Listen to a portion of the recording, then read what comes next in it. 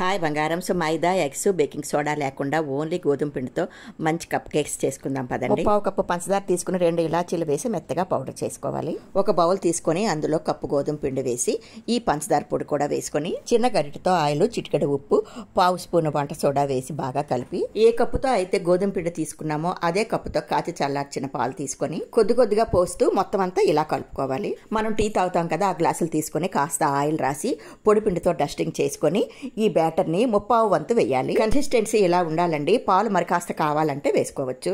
Cooker stove మీద పెట్టి దాంట్లో ఒక స్టాండ్ పెట్టి ప్రీ హీట్ చేసుకోవాలి. కుక్కర్ బాగా వేడెక్కాక అందులో ఒక ప్లేట్ పెట్టి మనం నింపుకున్న గ్లాసులన్నీ పెట్టి కుక్కర్ మూత పెట్టుకోవాలి. వెయిట్ పెట్టకూడదండి. 20 నిమిషాలు సన్న సగం మీద కుక్ చేయాలి. మూత తీసాక ఫోర్క్ తో గుచ్చి చూస్తే అంటుకోకూడదు. చల్లారేక డీమోల్డ్ చేస్తే చూడండి ఎంత బాగా వచ్చిందో స్పాంజిలా. పిల్లలు స్కూల్ నుండి రాగానే ఇలా అప్పటికప్పుడు తయారు చేసి పెడితే ఎంతో ఇష్టంగా తినేస్తారండి. చాలా హెల్దీ కూడా. బాయ్ బంగారామ్స్.